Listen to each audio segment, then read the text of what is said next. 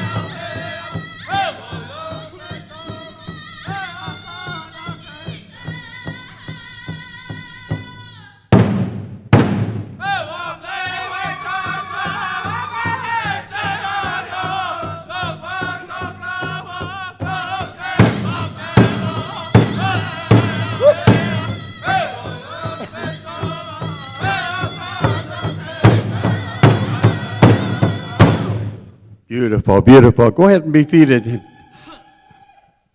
Justin, I'm going to ask you to share the words of that song, if you would please. Justin Baker. We show you here now, you yes, okay, troshka. Thank you, Butch. This song was composed for saddle bronc riders, and it says in this song, Wambaliwi cha shablihicha yo eagle man, to take courage. Shunkwa ktogla koki papelo, a wild horse that they're afraid of. Oyunspe chola akana kinktelo, you're going to ride this horse without reins.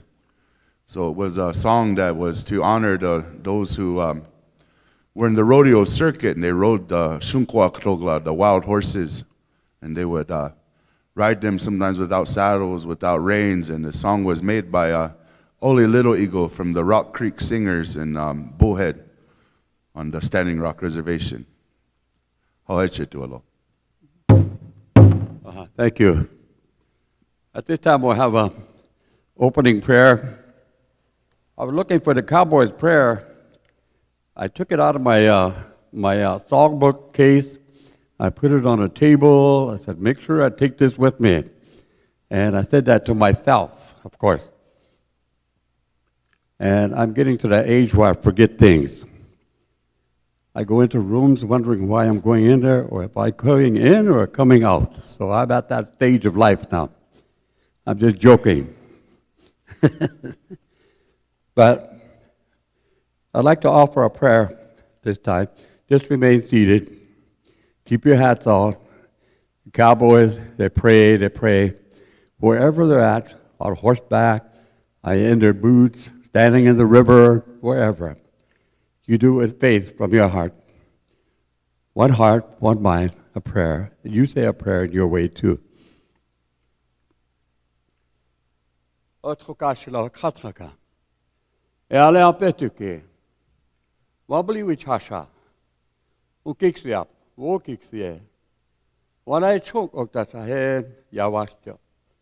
Grandfather God, our great Creator, we remember this day, the good man, eagle man, Bill Baird. We chasho the wo uspevakatuya, wo api yusuta pena yuhacha, yonia ke he gluhamarias, do any iglaudi hashli. He's a man that accomplished so much in his life through his personal accomplishments as well as educational. Bachelor's degree, master's degree. Daha oi transha wa ons pe wa katuya hena yuha ko el ophait hena ohia. He has also attained the leadership status of many different organizations and positions. On a local level, he was a vice president of Sitneglishka College. He was also involved in Indian education in South Dakota. He was also the president of National Indian Education Association. He was also a co-founder of the North Dakota Cowboy Hall of Fame.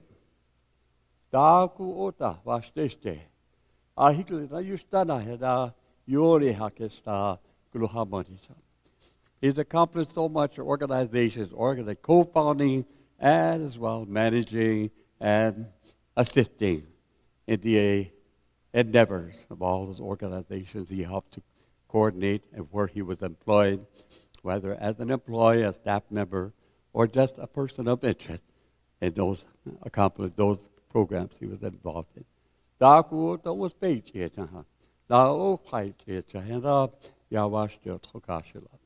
We ask our Creator, the Grand Master, the one that sees all, to bless him in gratitude for all the things that he's accomplished in his life.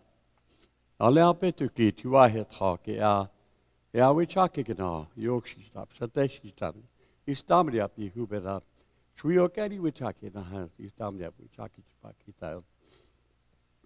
we ask you to comfort the family, wipe the tears from their eyes, and give them a comforting arm around their shoulders as they remember their dad, their grandpa, their uncle, their brother. Thank them for sharing his life with all of us. Daha lewi chasha paiki he. Ya ish a. O hines na tiwa he tchana. O ya te I tchata hasta. Wa echu sa na yuha. Tongashla he na uwo pila o yawastira. Wara ish a asniti. That's how it's true. We ask you to bless him and all his families and all that he's done in his life. Bless all those that benefit from the accomplishments and the things that he's done. Bless each and every one with some gratitude that they may look around them and say a silent prayer of gratitude for Phil being a small part of their life.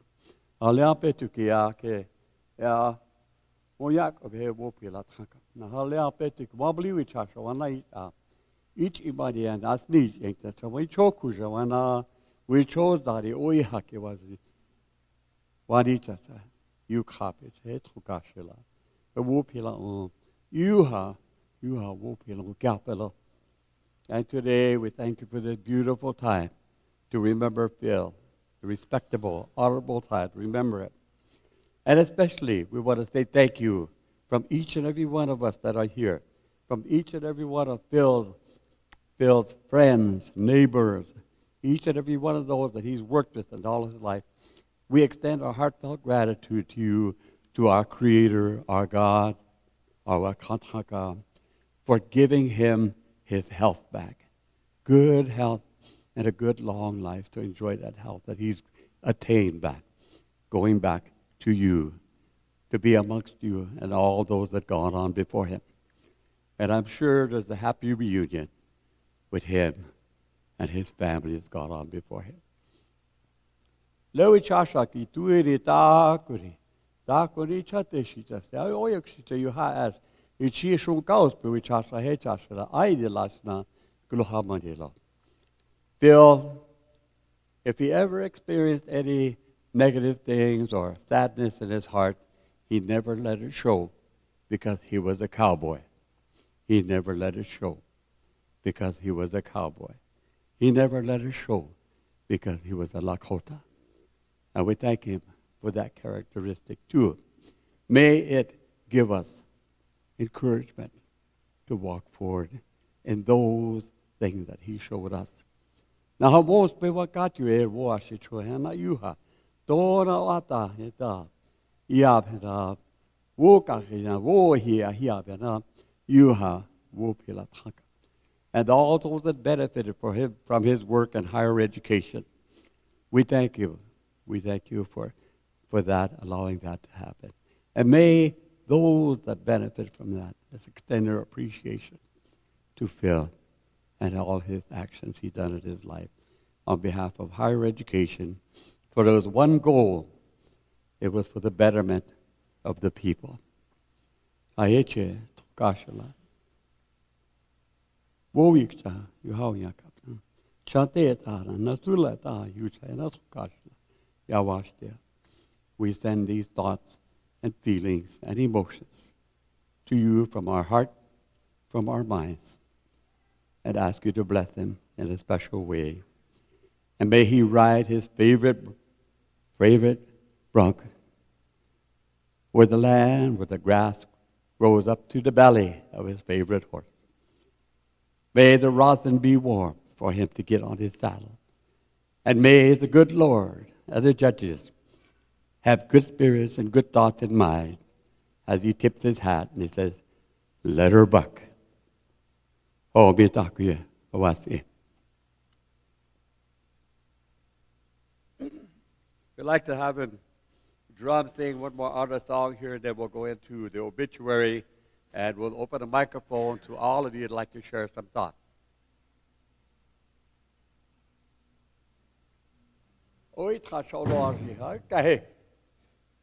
Now we can stand.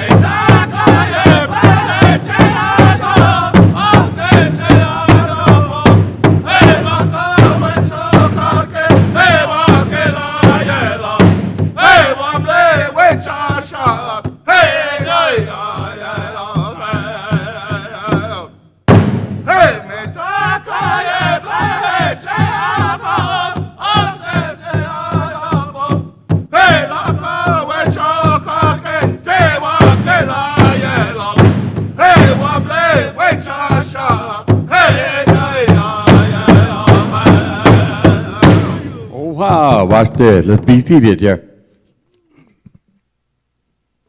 I'd like to call up Dick Badbelk to read the obituary for our gathering. Then after that, we'll have President of Rosebud Sioux Tribe, Scott Herman, with a reading of a proclamation.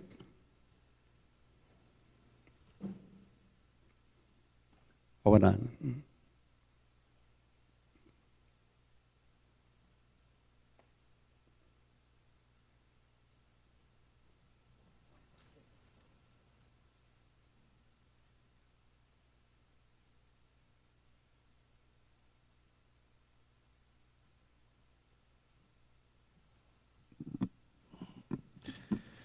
Oh, my condolence goes out to the family. I want to say Wopila to Santi. He asked me to read the obituary for Phil. Phil was my brother. We met each other in 1985, Bismark, North Dakota. And we worked together mainly for the youth, and we used to work with tribes and colleges, and we used to crisscross 7 states, visiting schools and stuff, so we became very close. And there was a lot of times he used to share personal stuff with me, and that I think he just needed somebody to talk to sometimes, because he touched everybody's life. He was a good man, not only in South Dakota, North Dakota, but everyone at the national level. And so, to share a couple stories with you after I read his obituary, but Phil Baird, Wombly, Wachaska.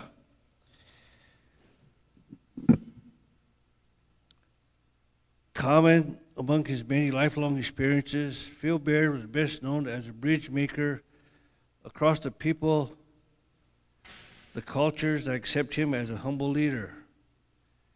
Wombly Cheska entered the spirit world on September 25th, 2023 at Health Home and Hospice House, Monument Health, Rapid City, South Dakota. Memorial services are at 10:30 a.m. Friday, October 13th, 2023 at Sinte Iglesia Multi-Purpose Building in Mission, South Dakota, and 10 a.m. Saturday, October 14th, 2023 at the Elks Club in Bismark, North Dakota. Phil Baird was born to Raymond and Hope Baird on March 12, 1995 in Quantico, Virginia, where his father was stationed as a U.S. Marine. He graduated from Todd County High School in Mission, South Dakota, and earned his bachelor's degree from South Dakota State University. He received his master's degree from Iowa State University and an honorary doctorate from Sinte Iglesia University. During his 45-plus year professional career, Phil's work experience included education, agriculture, bison restoration, cultural diversity, economic development, tribal gaming, and student leadership. He held administrative positions with Sinte Iglesia University in South Dakota and the United Tribes Technical College in North Dakota.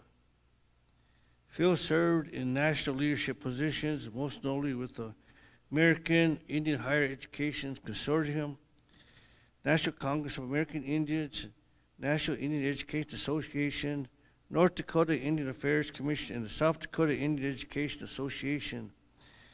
Lifelong personal interests centered on basketball and rodeo. Phil participated in high school and independent basketball as an athlete, coach, and rodeo commentator. For many years, he was an announcer at the Lakota Nation Invitational Tournaments and the National Indian College Basketball Championship Games. Phil competed as a saddle bronc rider at events throughout the northern Great Plains. He was also a board member, rodeo judge, announcer for rodeo organizations in North and South Dakota. He produced North Dakota's centennial rodeo event at the 1989 North Dakota State Fair. In 1990, he was named North Dakota's Rodeo Man of the Year. In 1995, he co-founded the North Dakota Cowboy Hall of Fame in Medora, served as a longtime president, and was inducted into in 2016 with the Legacy Award. Throughout his adulthood, he did extensive research and wrote articles about rodeo history. A family man at heart, he married Anita Chargin in 1987. He is survived by his daughters, Brianna Rose Baird and Larissa Shine Baird, Bismarck, North Dakota, sons, Grant Baird, Sioux Falls, South Dakota, Nathan Chargin, Mandan, North Dakota, and Anita Chargin, Mandan, North Dakota. Mother-in-law, Cleo Chargin, White Chill, North Dakota. Brothers, Dustin Baird, Denver, Colorado. Santi Baird, Mission, South Dakota. Brian Baird, Brian Baird, Rosebud, South Dakota.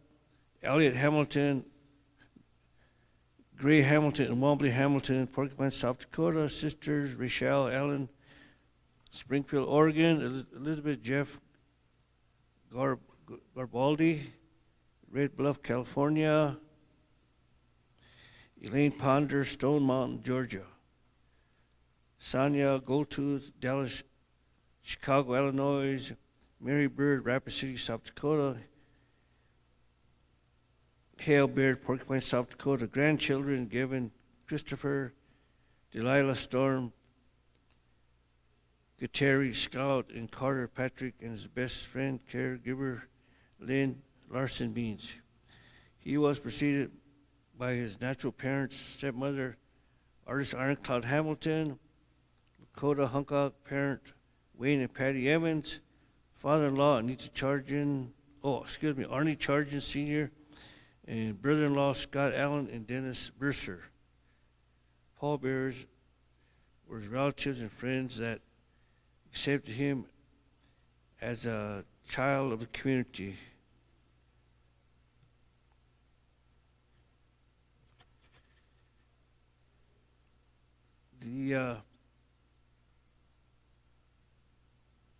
Like I said, Phil was a family man.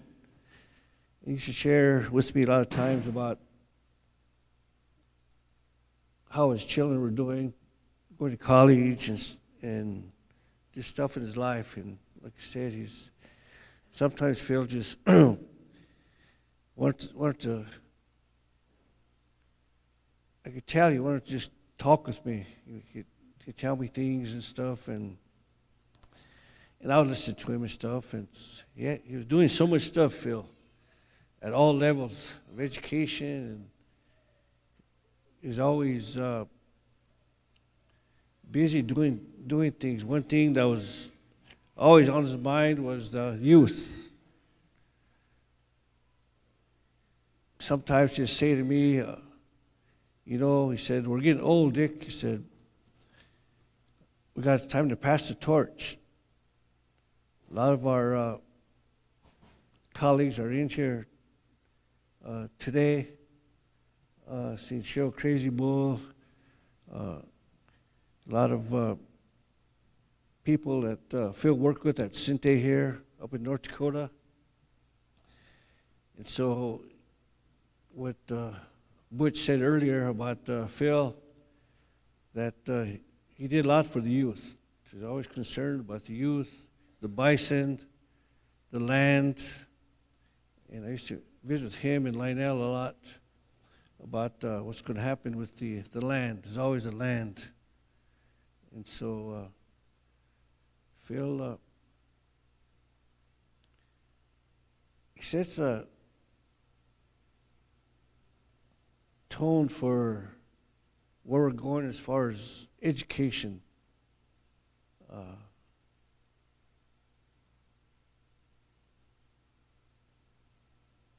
When the last time I seen Phil, I called him.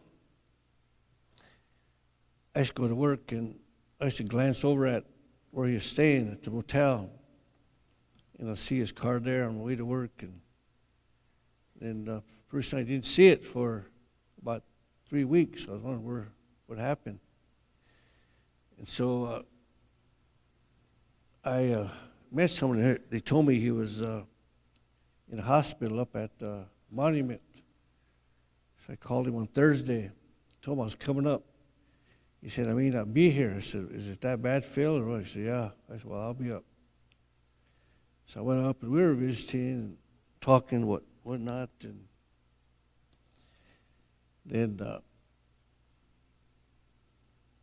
tell you, he's kind of getting tired, so I said, "Phil," I said, "Well, I got to take off."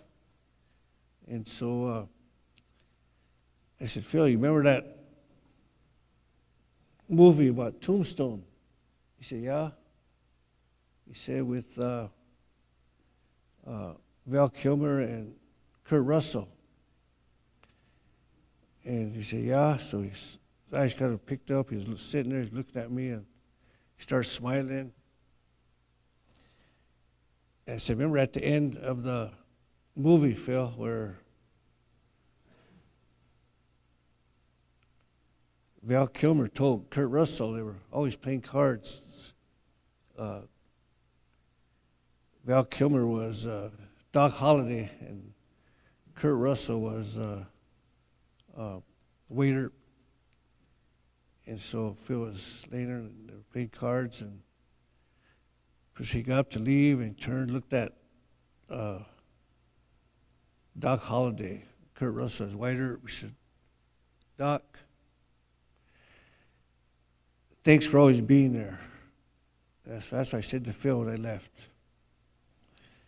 So Phil's always there for me. And so that's what I to Phil. And last time we see him, thanks for being there. Thank you.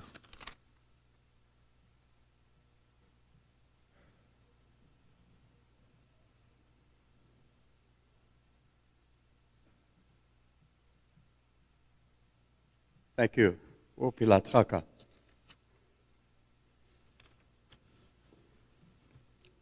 This time I'd like to call up the president of Rosebud Sioux Tribe, Scott Herman, as a reading to do for Phil and the family. Opila.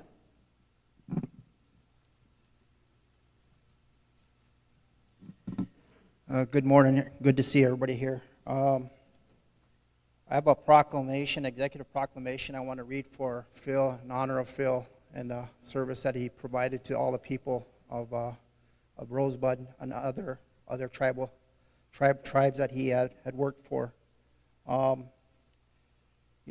met Phil back when I was probably about 13 years old. I was up at Lionel Bordeaux's house playing basketball with his boys. And this guy pulls up in this truck, and he gets out. He has his cowboy hat on, and I was thinking, well, that's a cool guy. He's a pretty cool guy, And he took off his hat, and he came over, and he played a game with us, and then he left. And I asked the boys after that, I said, who is that guy? He's pretty cool, Just come in and play a game with us, and then get to know us, and then leave. And he said that's Phil Baird. He's the vice president of the Sintigleska University. So I was pretty proud to meet him, and first impression was a good one. Later on in life, I got to be working with him for other things that we were doing in education. But the next thing I remembered about him was I was running alongside the road south of town of Mission here, and I used to run quite often, and I'd see him go out to the casino because I think he was the assistant general manager. But I was really thought that was really impressed because every time he'd go by me, he'd be in a different car. He'd have Phil Barrett 1 on there, and the next time he went by, he'd be in his other car. It had Phil Barrett 2 on there. So I said, when I get to that point where I have 2 cars, I'm going to do that. I'm going to do that as well. So I never did, but I always wanted to do that. I also had opportunity to get some training for him because when I was first starting out in education, and I had the opportunity to be on the St. Francis Indian School Board, and he came in and did some training for board training on the do's and don'ts of being a board member, and he is very knowledgeable about what we should be doing as board members and how we're supposed to conduct ourselves. And so I learned a lot from him, and I'm still practicing what he had told me back then. So I'm very proud of Phil and all the services that he provided for the Rosebud Sioux tribe. Like Mr. Badmilk was saying, that he was very well known. He is a friend of everybody, not just a few, but he's a friend of everybody. And I was telling his wife earlier that when he moved back here, he was away for a number of years, but when he came back, he picked up right where he left off. It's like he never left or something. So we always had the same issues. We always talked about the same issues, and we just picked up right where we left off. So last time I talked to him about his position at SGU here, and he was talking a little bit about his nation building and how he was supposed to be working with strategic planning and be able to work with all the entities of the tribe to be able to build and create jobs. And what this institution was created for was to provide education so that people can go out and get jobs and be able to provide for their families. But that's the last thing I remember talking to him about. And then all of a sudden he got sick. So I'd like to continue that work that he envisioned for the SGU, to be able to do this strategic planning with the tribe and all the entities that he worked with. So I'll continue to do that. I'll continue to try to make that happen for SGU and all the tribal entities. I'd like to read the executive proclamation of the Rosebud Sioux Tribe, Office of the President. Whereas the Rosebud Sioux Tribe appreciates the contributions of its tribal members to the society of the Sichungu Lakota Oyate, And whereas the Sichungo Lakota Oyate recognize education is the key to the future, a better future for our future generations. And whereas it is a privilege to honor Phil Barrett Wambali Wichasha for pursuing a higher education, earning a bachelor's degree from South Dakota State University, a master's degree from the Iowa State University, and honorary doctorate degree from the Sinte Gleshka University. And whereas Phil returned home to serve the Sichungo Lakota Oyate as provost, a senior administrative officer at Sinte Gleshka University, working closely with University President Lionel Bordeaux, sharing the vision of the President Bordeaux and the Board of Regents to provide higher education right here at home for our tribal membership and others. And whereas Phil was supportive of the people he worked with, he was often seen visiting with the students of Sinte Gleshka, learning that their dreams and aspirations are what needs they have and what could be done. And whereas the area in education, Phil served in national leadership positions where he represented the Sichungo Lakota Oyate well, most notably with American Indian Higher Education Consortium, National Congress of American Indians, National Indian Education Association, North Dakota Indian Affairs Commission, and South Dakota Indian Education Association.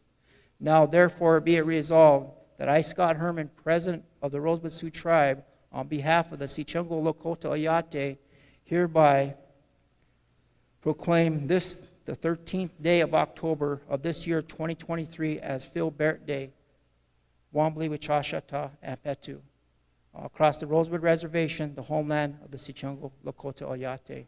So I really do appreciate the family for sharing our Phil with us, and for all the things that he had done for the Rosebud Sioux Tribe and all the memberships. So thank you guys very much. We appreciate him. Thank you.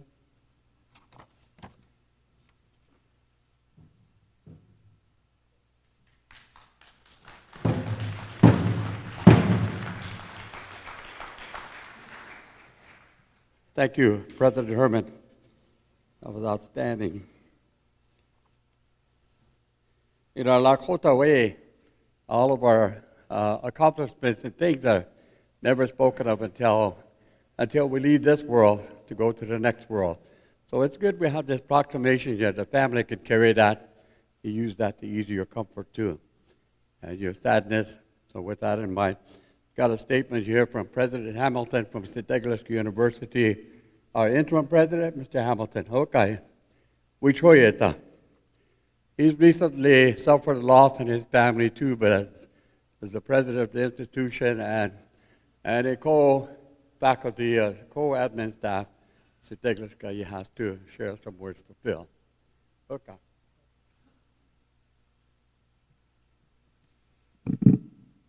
About a year and a half ago, they hired me to come in and help. I said, I'll be here for a couple of years. And the first person who walked in my door was Phil. He said, be aware that they're going to ask you to talk at any time. And you have to be able to say something.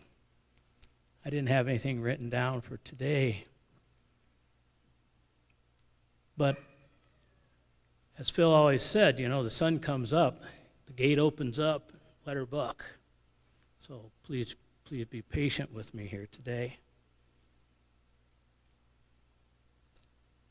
Coming to Sinte Gleshka and being thrust not willingly into the position I have, Felix came up to me and he said, "You've lost your right hand." And I said, "I've lost my right arm and I've also lost my left arm. I don't know how I'm going to move forward, but I am." I met Phil in the spring of 1987, well before I married Artis, and well before I knew what the heck was going on in Indian education. We were up in Missoula at a AHEC conference. We were sitting in the back of a room and doing what men do back then. We were talking about the future. And I was a young archivist, and he was a young dreamer. And he said, "We have a lot of work to do. We need to build archives and libraries. We need to help our communities.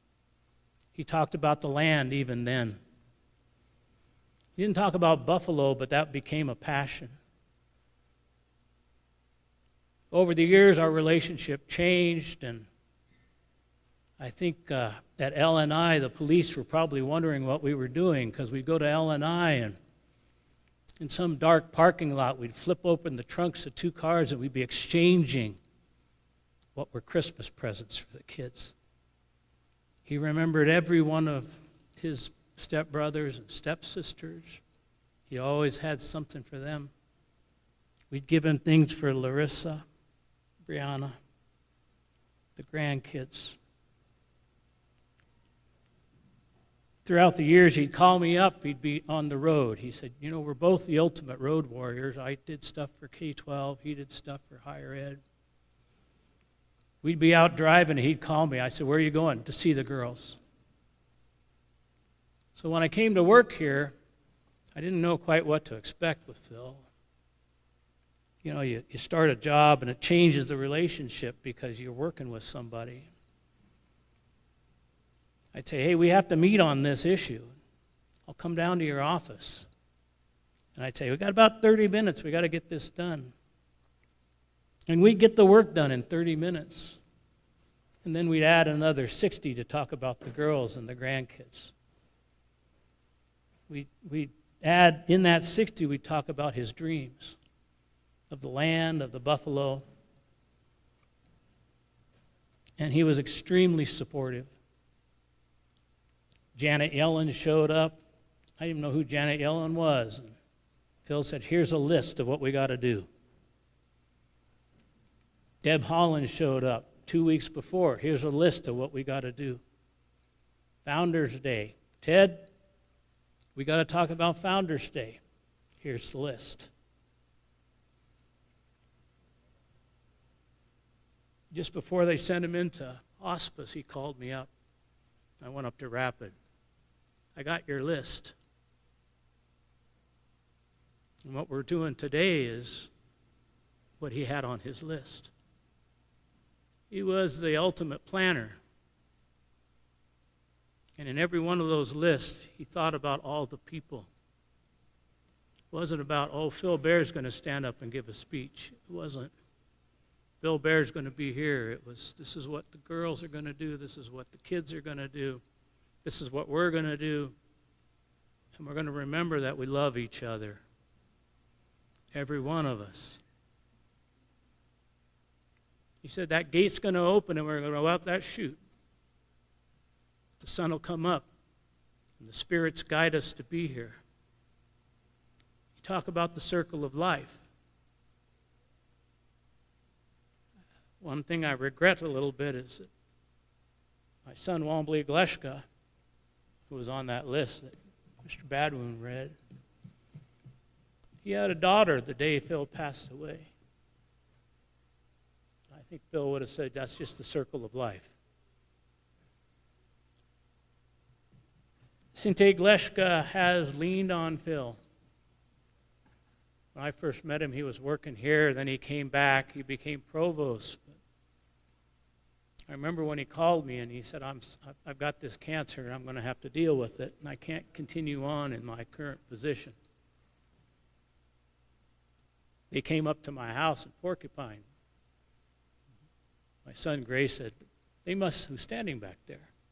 My son Gray said, they must have been pretty crazy or hard up.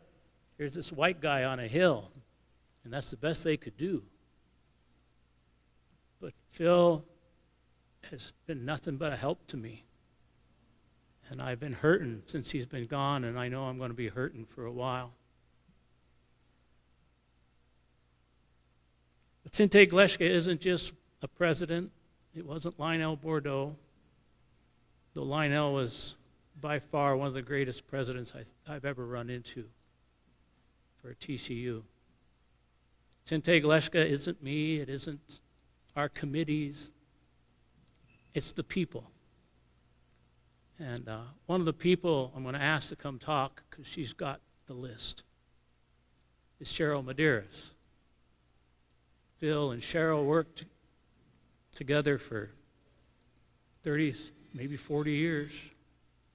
The people here, look around, and the people from the community, the people from our staff, they're going to remember Phil as a quiet, strong leader.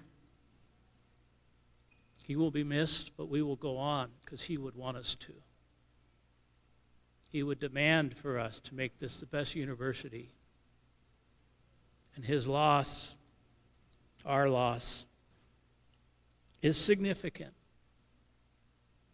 But we will carry him in our hearts, in our minds, into the future. So my heart goes out to all you kids. My heart goes out to all of us adults who've lost him. But he hasn't lost. He's sitting there, keeping an eye on us, looking at us and say, remember, let her buck. Etch it.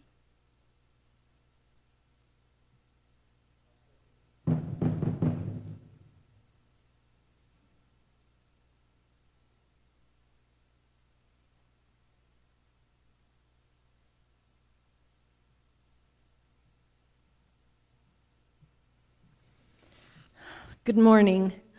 On behalf of St. Aglushki University, all of our staff, faculty, and administration, on behalf of the family, my family, and myself, I want to offer sincere condolences to Phil's family members, to Anita, to his daughters, his grandchildren, who he spoke so fondly of. As I look upon the years, I was privileged to call Phil Baird my friend and my colleague. I have a few thoughts that I would like to share in a way that we want to remember him. Phil was a very generous man. He was generous not only with his material possessions. If someone needed something, they could ask him. He would find it. He would give it, no matter what it was. Most of all, he was generous with his time. He always had time to sit and truly listen, and he was never too busy to help you find the resources that you need because he'd done the research, or he would help you with any task at hand, no matter what it was. Phil was a humble man. He received praise and honor in a very modest way. He never boasted. He never brought attention to himself, except for a few little exceptions he made. He boasted and beamed with pride when he talked about his daughters.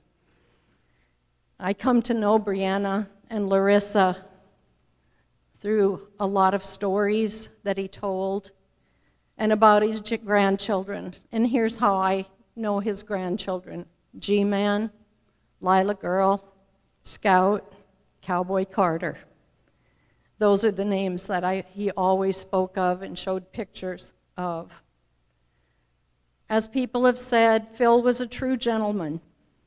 There are not many of us here in the room today that can say we've never spoken a negative word about people or situations. And I can honestly say in all the years that I've known Phil, he never had a negative thing to say back about anything or any situation. His silence said it all. However, he was very quick to give praise and hand off the credit for what he had done to someone else. He led by example of what it means to be a good relative. On a personal note, I have many, many thoughts and examples I could share, but the one that comes to my mind and to my heart and will remain there forever is his compassion and help when I lost my oldest son. I was trying to prepare for a celebration of life, and everything I put together just didn't seem right. I was trying to write an obituary, and the words just didn't come. One day, at one of my lowest times, I was really struggling, and I ran into Phil in the hallway over at the admin building. We were getting ready. He asked me how I was doing. He knew the answer, because I just lowered my head, said it wasn't working. So he put his big hand on my shoulder, and he said to me, "How do you want to tell his story?" how do you want to tell his story? Those were the words that started coming together. We went to our President's Council meeting. We came back out. We sat down. We started planning. He was helping me this because he knew how to put things in order just perfectly. I asked him if he would come and do the eulogy and provide a prayer. And on the day of Marty's service, Phil, true to his word, came to do what he said he would do in spite of being very sick, and you could tell he was in a great deal of pain. Part of the eulogy was reading a poem that he had shared on that day. And again, he'd done his research. He said, Cheryl, do you know, today is the day of the cowboy. That's part of Marty's story. When the service was over, I went over to thank him for all that he had done for my family and me. And he had a yellow folder. Thought it was strange because he always carried purple. He handed it to me. He said, you might like this. And he took a copy of a poem that he had read. He explained that he had done some altering and some changes on the poem. But he looked at me and he said, Cheryl, you might want to read this poem someday. His eyes filled with tears, my eyes filled with tears. And 100 words came to mind, but we didn't say anything. He handed the folder to me, we shook hands, he gave me a hug, and he left. 2 months and 3 days from that day, as Phil would say, he'd walked on in the circle of life. And as I was thinking about all the time that we had spent together, I remembered that yellow folder and the poem that he'd read. And maybe that's what he meant, that today was the day that I was supposed to read the poem. So I'll share it with you. It's called Cowboy's Last Request. Let me tell you, folks who have gathered here today, that I'm a proud and grateful cowboy who has just passed away. I know it's hard, but please don't cry, for now I'm riding God's trails high up in the sky. The horse I'm riding don't spook, buck, or kick, for God stables only perfect horses, and today I have my pick. Lord, please forgive me for all of my sins. I haven't been perfect, but I know that he who believes in you forever wins. I've lived a good life, a cowboy's dream come true. Thank you, Lord, for now I'm ready to ride into eternity, me, my horse, and you. We'll miss Phil walking around campus, stopping in to check and see how things were going, offering suggestions or help, and truly listening. He especially enjoyed visiting with his students. He provided encouragement, instilled in them a sense of worth, offered whatever he could, and always reminded them the importance of getting an education. And probably everyone here listening has heard Phil share his favorite Charlie Colomb quote, Philbert, school's always in session. My greatest hope is that we keep his memory alive by following his examples of generosity, humbleness, humility, and kindness.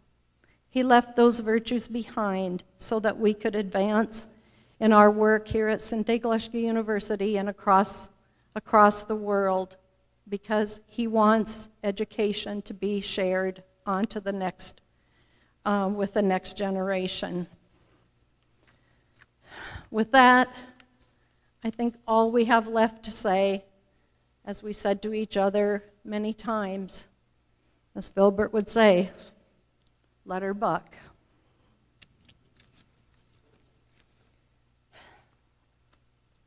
And I have a copy that I'll hand on.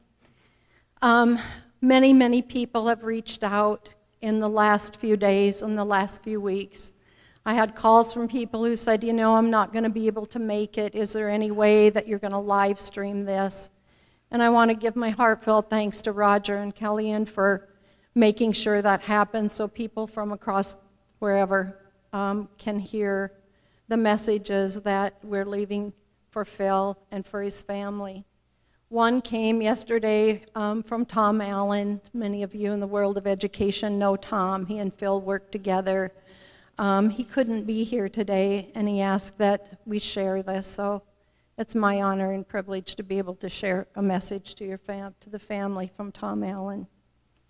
My condolences to the family of Phil Baird and the St. Aglushka University staff and faculty. Phil was a friend. He sent a Christmas card every year, even after we quit sending cards to anyone. I knew him since his cowboy days when I announced Kyle Rodeos, and we announced together at LNI a number of years. He was a cowboy. He was an Indian. He was a pioneer in the tribal college movement and always called to visit about how we could recapture the revolutionary spirit that TCUs were founded for. He was always looking to make things better. He was a strong advocate for tribal sovereignty, especially the importance of land, buffalo, and horses. He usually called at least once a month, or I would call him. I'm very sorry I cannot make it to his celebration. I do not travel well anymore. He was a special person. From Tom Allen. Thank you very much for being here today and for honoring Phil's life, his spirit.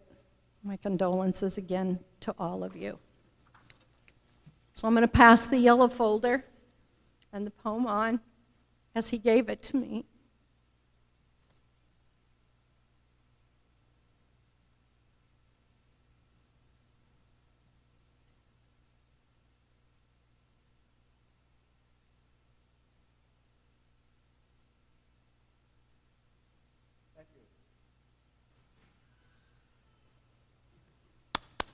Thank you.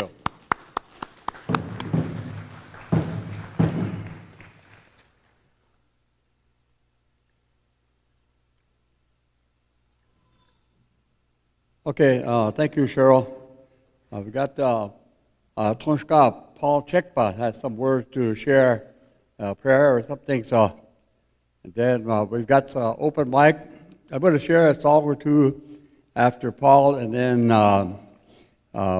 we'll have open mic for all you cowboys with the hats on to come up, and we'll start with the black hats first, and all the white hats. I guess I'll be, yeah, okay. Yeah, I'm the only white hat in here, so. Oh, got a tan hat up there. You cowboys be ready, okay? Lalo.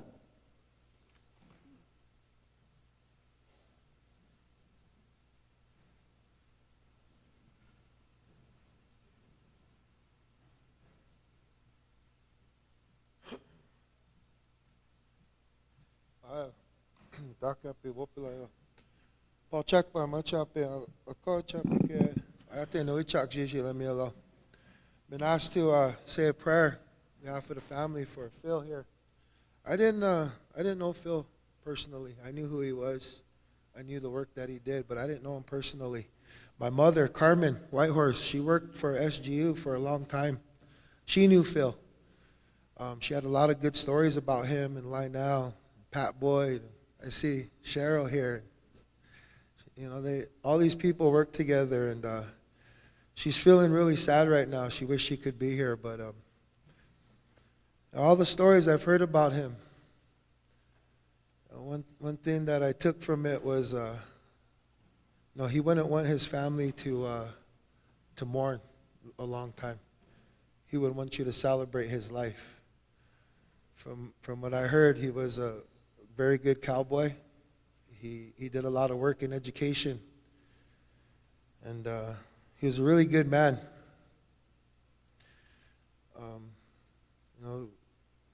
In our way of life, we don't believe that death is death.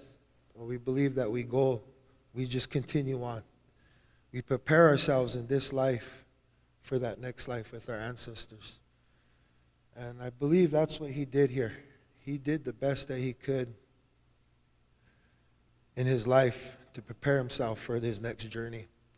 And just remember where he's at, he's okay. It's here that it's hard. But you have all these people here, your family here, to support you, to help you, to guide you through your hard time. So if you need any help, we're all here for you. We're all here to help you and to grieve, to overcome this, and to keep moving, to celebrate his life in a good way, and to continue his work that he did. This time I'm gonna smudge. Ask Oko Chasha, Iksi along here. Then I'm gonna say a prayer. And when I'm done, Chie here is gonna sing a song. So at this time, I want to ask the drum group to sing a memorial song. Oh, along as here, po.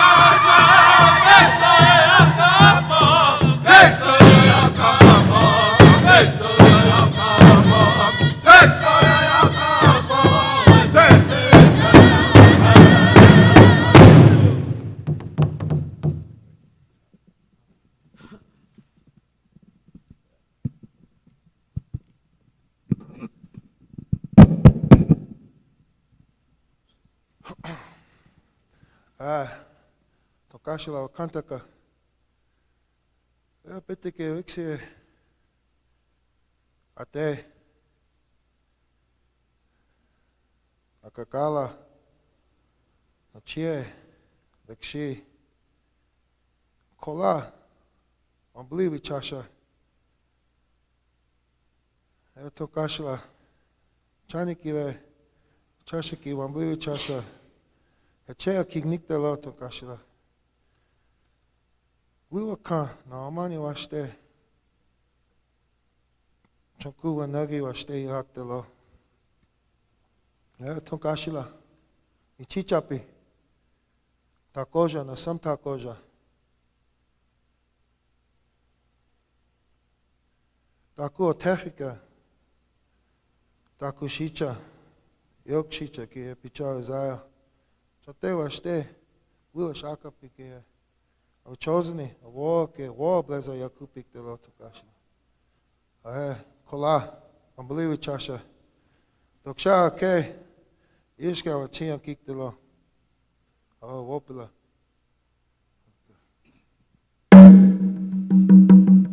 Hey, na, ay, ay, na, ay, wow, hello, ay, wow, hello, yo, ay, ay, na, ay, na, ay, wow, hello, ay, wow, hello, yo, ay.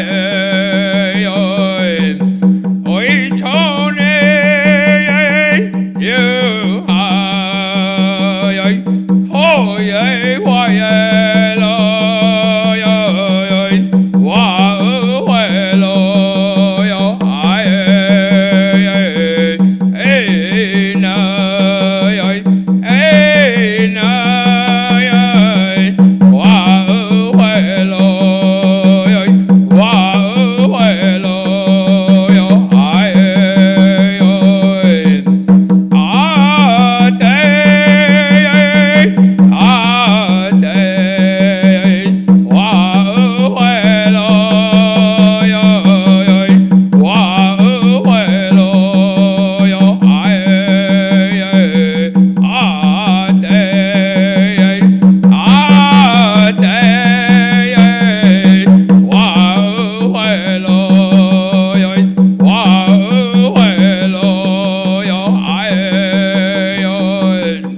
Oi, Tony, you high,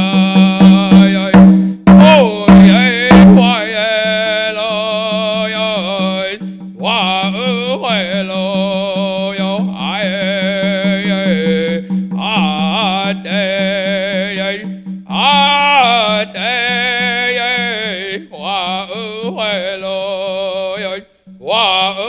hello, yo,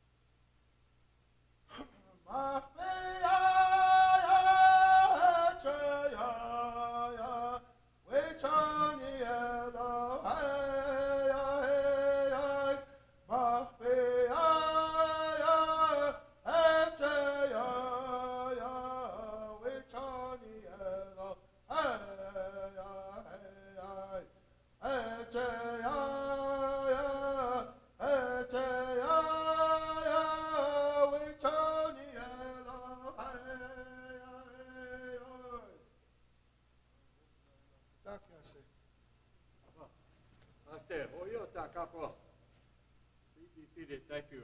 Thank you.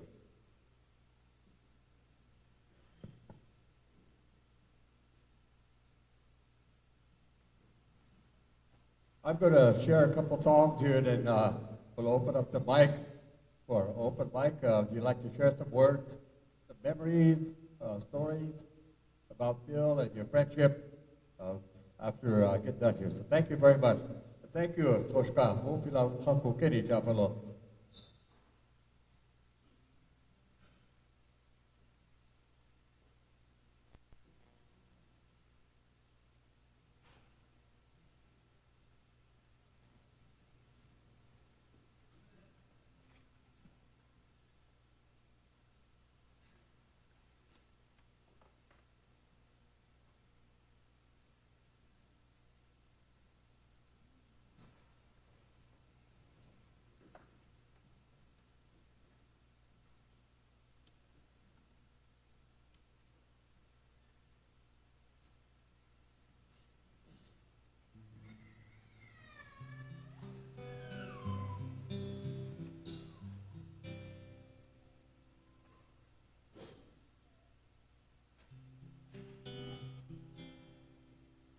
tried to select the song and reflect how Phil might have felt without saying anything to anybody.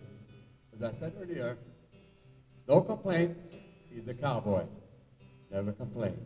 But he had thoughts, and I thought about this song here I would share for him, and the words have meaning for him. And these are to comfort the family.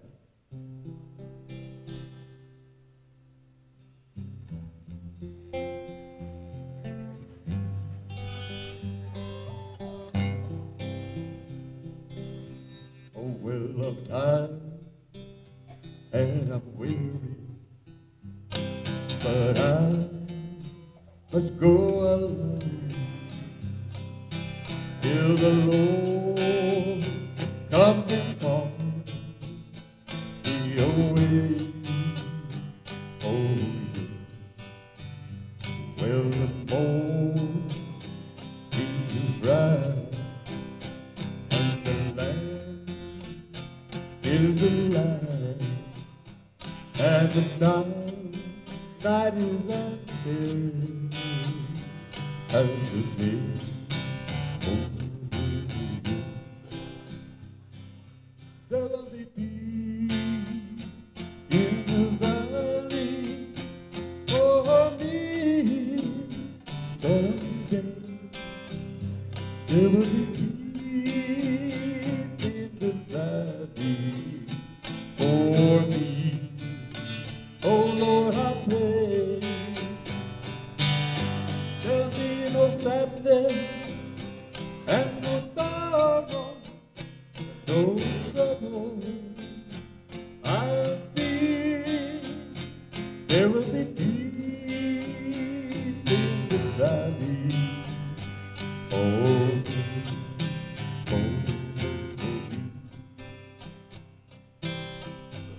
till the flowers will be blooming and the grass will be green and the sky will be clear and free.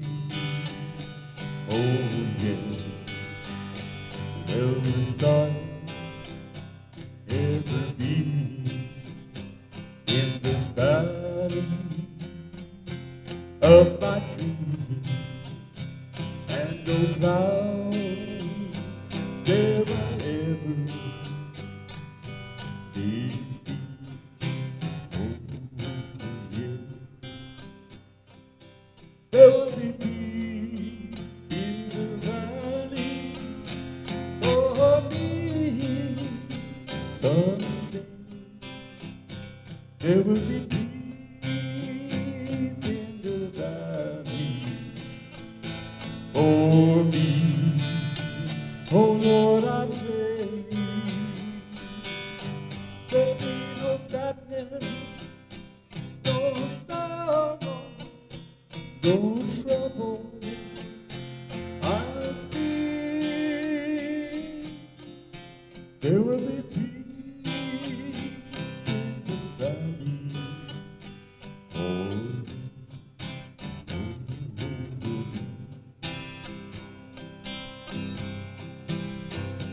Well, the bear will be gentle, and the wolf will be tame, and the lion shall lay down by the lamb. Oh yes, and the beast from the wild shall be led by a little child, and I'll be changed from this creature that I am. Ooh, yes. There will be peace in the valley for me someday. There will be peace in the valley for me. Oh Lord, I pray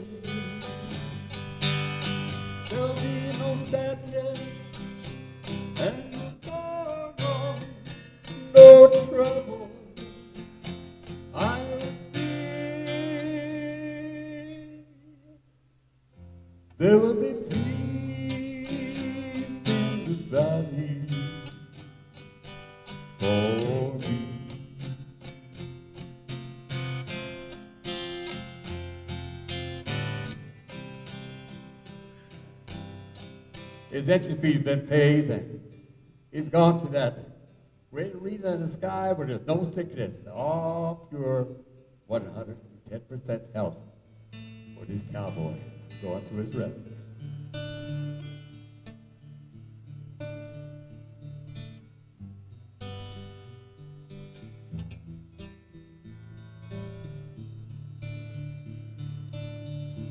Cowboys don't cry,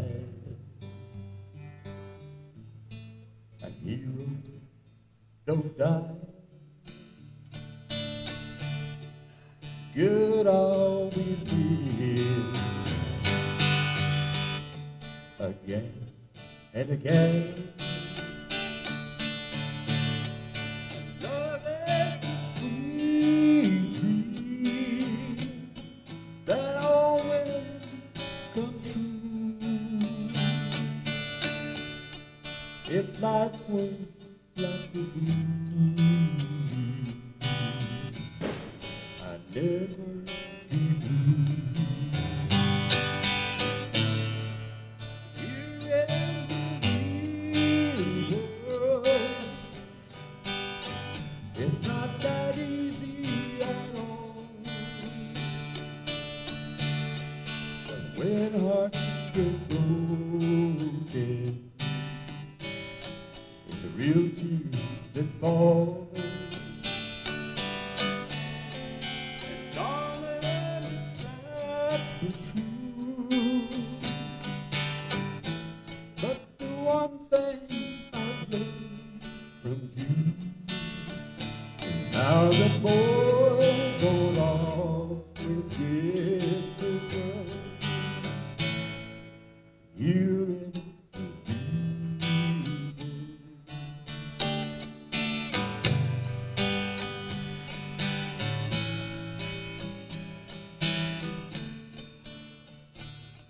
I give you my love. That wasn't enough.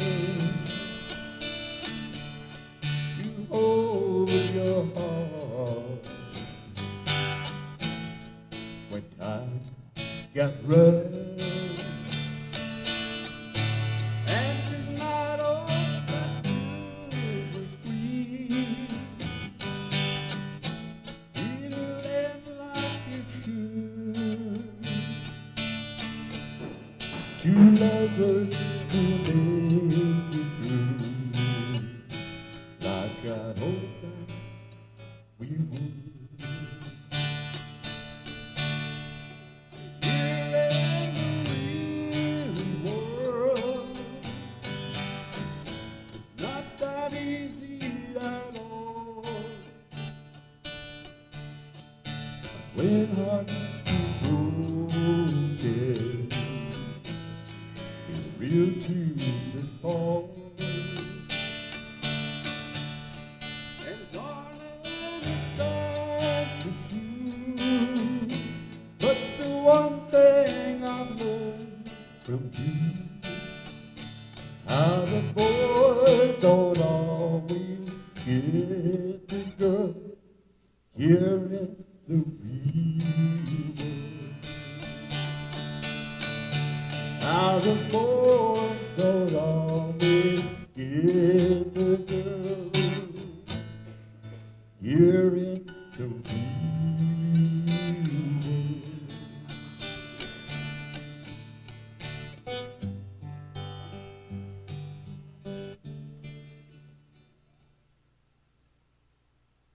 world. At this time, we'll open up the microphone for any of you who'd like to share a few words, memories. Black hats first. One of you cowboys loan your black hat to Cheryl Crazy Bull. There you go. Thank you, Dave.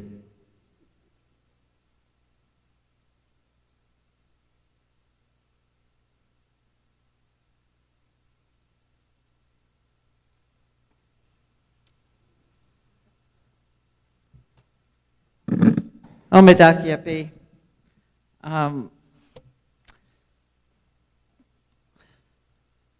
I do have a black hat out in my car, a beaded one. I just wanted to say a few words about my brother Phil. Many of his accomplishments have been shared here, but a couple things that I want to remember is that Phil started the American Indian Higher Education Student Congress. And you could tell Phil had come a long way because when he started the Student Congress, I had just started working at Sinte, and I was pregnant with my youngest. And Phil actually said he wasn't sure that I should help with that because I was pregnant. And I'm like, what the F are you talking about? He would never say that today, but in those days, he was like being very, very caretaking in that regard. But he did start that student congress, and he started the AHEC Athletic Association. And those are two really big accomplishments. As many of you know, the tribal colleges, we've been around for a little over 50 years, and both Phil and I, we got to be part of that movement of the tribal colleges, and I just want to recognize all the accomplishments that people talked about really came from his heart and from his desire for us to be able to control our own resources and have everything that we needed to live good lives. So I want to acknowledge that, and then I want to talk a little bit about Phil, the person that and my friends that are here. My class of 73 friends, raise your hand. Come on, don't be chicken. Good. We met Phil when his dad brought him to Rosebud. He was a tall, gangly kid, and he really became an important part of our lives, and many of us had kept our friendships with him for a really, really long time. He really deeply valued his relationship with his grandma, and I know that Sherry and her daughter, they're here, and they remember how his grandma helped take care of him. And he really valued his relationship with the Clombs.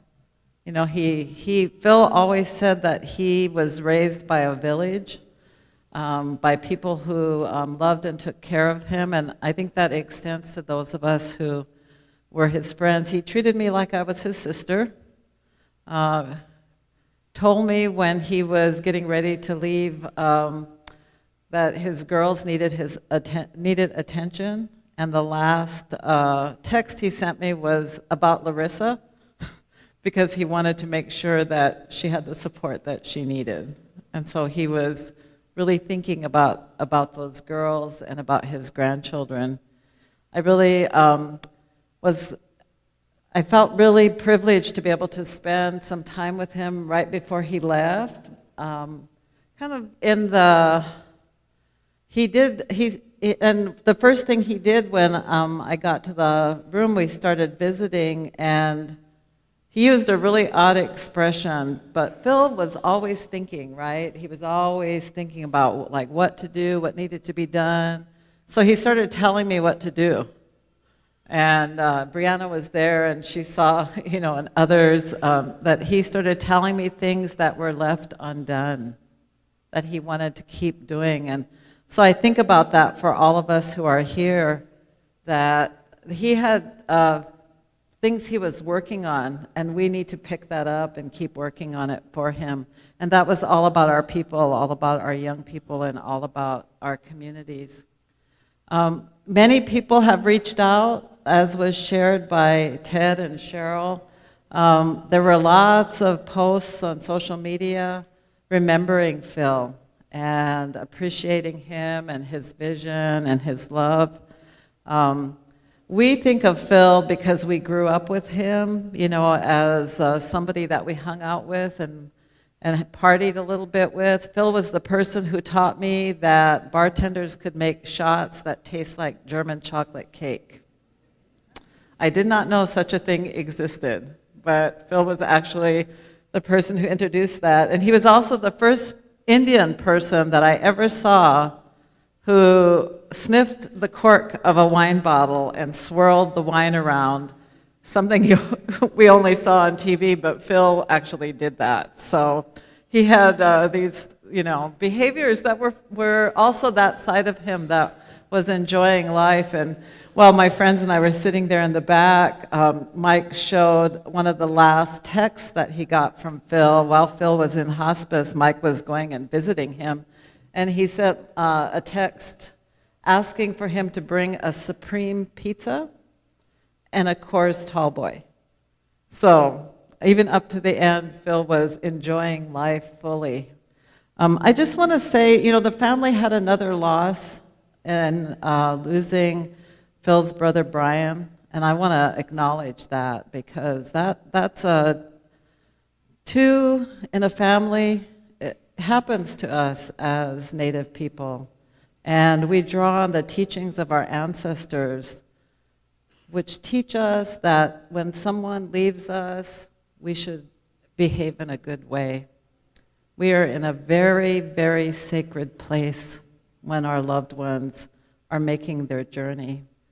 So we remind ourselves to take care of ourselves and take care of each other. What Cheryl shared about Phil, that was Phil taking care of each other. And I just want to offer that to you. Take care of yourselves, take care of each other.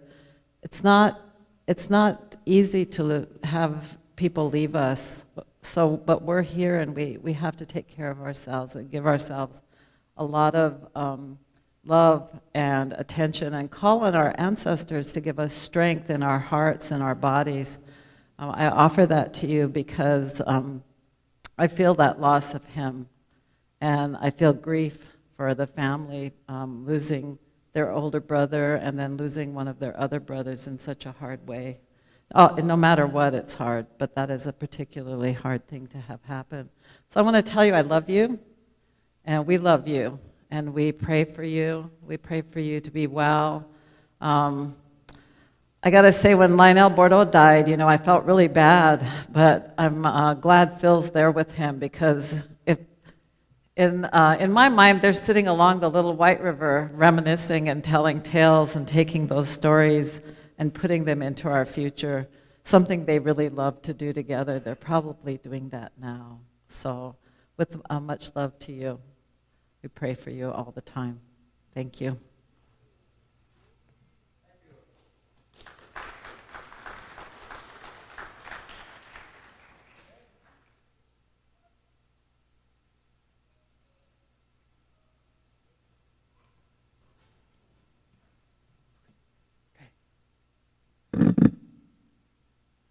That sounds like my arthritis in the morning when I get up.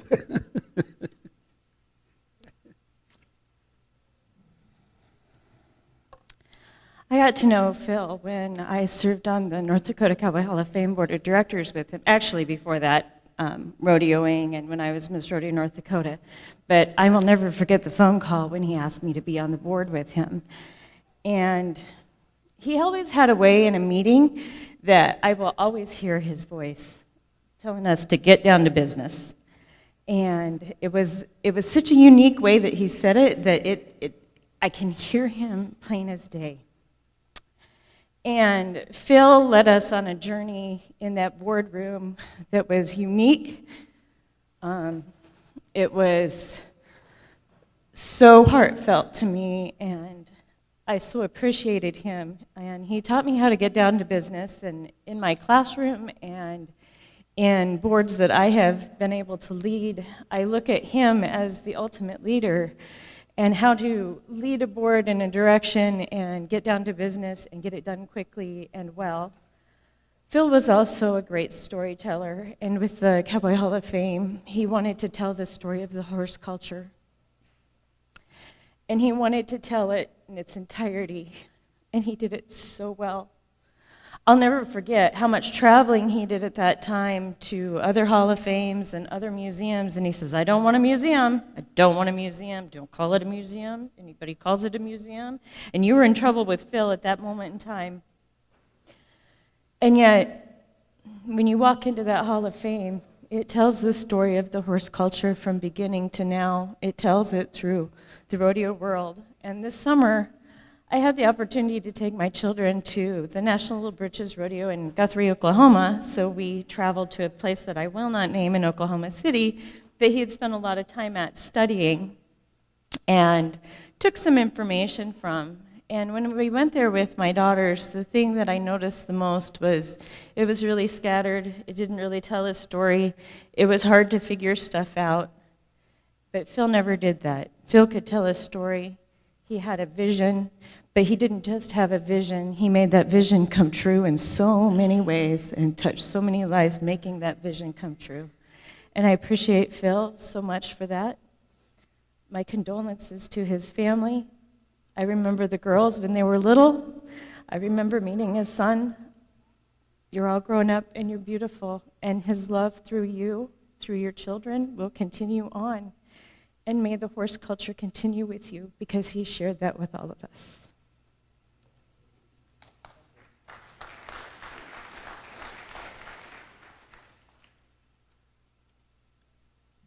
Takuni hiktai.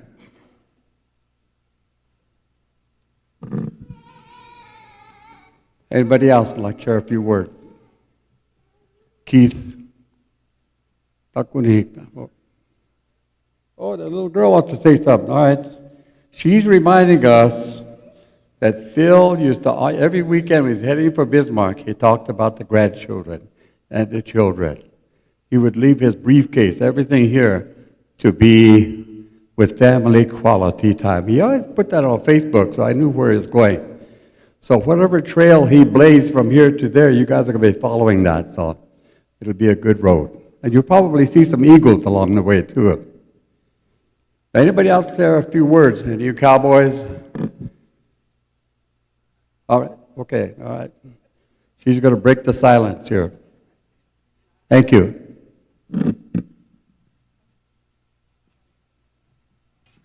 Buju Kaganedung Mashkiki Indigenous Cause. My name is Keeper of the Medicines, and my name is Sandra Bursey. I'm from North Dakota, and I'm adopted into the Charging family for a long time. So our dad's name was Arnie Charging. And when Phil was around Arnie Charging, our dad didn't have to even move, and Phil would have both him and mom, Cleo, he will have their food, their drinks, their everything. He loved Arnie Charging. He loves Cleo too, but Arnie Charging was, I don't know, just the look in his eye when he would look at his father-in-law. And I just wanted to remind everybody of that love and so he's sitting with Lionel, but it is also with our dad, because that would he would just love to be back with him. So I just want to say that, and I appreciate hearing about all the things from his past. I too want to extend my condolences to the whole Baird family. But yeah, I just want to say, I'm glad you're with Dad, because you guys they're raising Cain too. Thank you.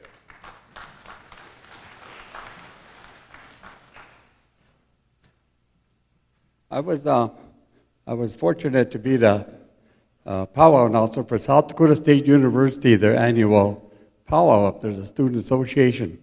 And that year, one year, Phil was recognized as the distinguished alumni of South Dakota State University. So it was a very proud time for him. He was there all smiles, of course. He had his suit jacket on, his hat on the back of his head, and down with his hand like this. And all he needed was a folder in his hand on this side to get that true picture of Phil. But as a distinguished alumni, and another thing that he always talked about, you all know, is cheer for Iowa, okay? Make sure you cheer for Iowa. Always do that. He does that too. And the family, Santi, all the rest of you, his sister. In North Dakota, you'll have representatives there from North Dakota Cowboy Hall of Fame. Make sure one of these hats at least gets in that Hall of Fame, okay? That's my wish, all of us' wish. Okay, so there's nobody else ready to speak. Okay, I got one more, okay. I'll stay.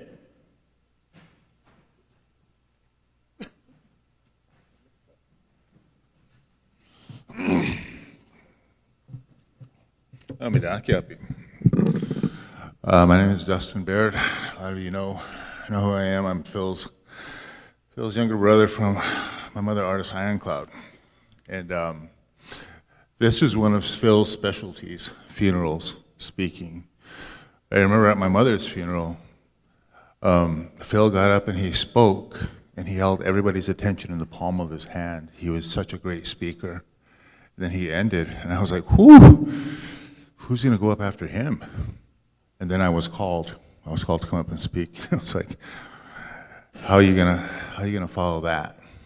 You know, towards the end of his life, when we were talking, Phil had a message. He said, "Don't mourn me, rejoice me." That was his message to us.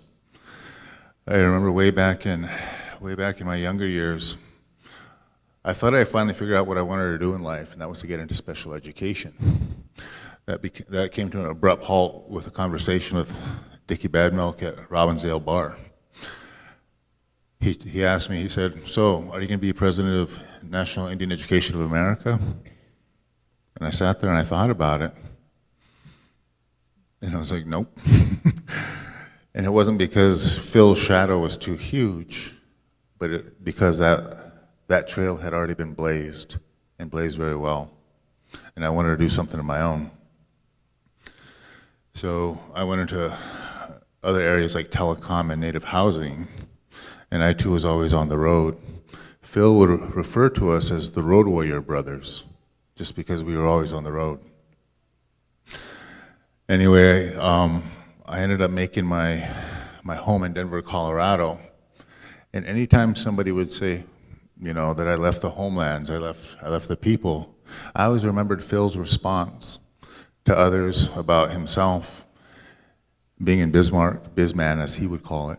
He would say, as long as I'm in my original 1851 Fort Laramie treaty boundaries, I'm home. So I'm still working for the people, and I use that line a lot. And I looked up to Phil a lot. The impact that he had on me and the rest of my siblings was profound. I don't remember Phil going to UEP and EP. Don't remember that a lot, but man, if there was ever an individual who embodied Lakota values, it was my brother Phil.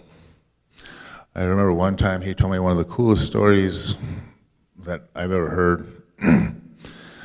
He said Cynthia Gleshka was in trouble with accreditation, and the future looked like doom. And while they were sitting there talking about it, wondering what the next steps would be, another hero of mine, Lionel Bordeaux, said, "Philbert, let's go." And Phil said that he and Lionel went out to the White River and sat there, just sat by the river. No altar, nothing. They just sat there for 4 days. And Lionel, out of the blue, he said, "Let's go, Philbert, I got it." And he went back, and to this day, Cynthia Gleshka is moving forward. And it was just, that story was just a reminder of, you know, being in touch with nature, listening to the water, the relative, and just being completely present and in tune, in balance. And I always remember that. And I wanted to thank President Herman for the proclamation of Phil Baird Day. If anybody ever deserved that, he's one of them. And the other thing that I really remember about Phil was he was a historian. He knew a lot, right?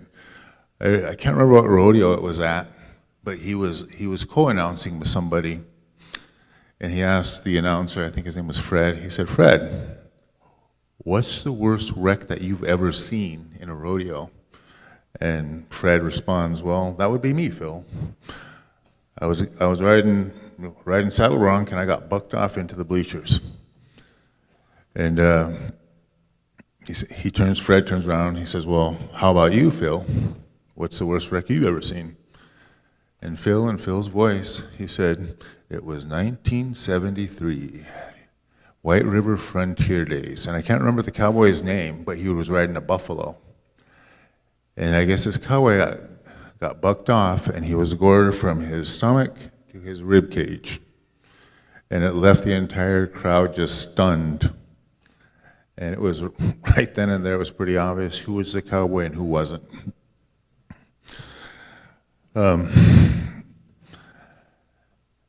I was there at the end, close to the end. I gave Phil a call while he was in Rapid City in the hospital. And he said, hey, how busy are you? I was like, well, never too busy for you.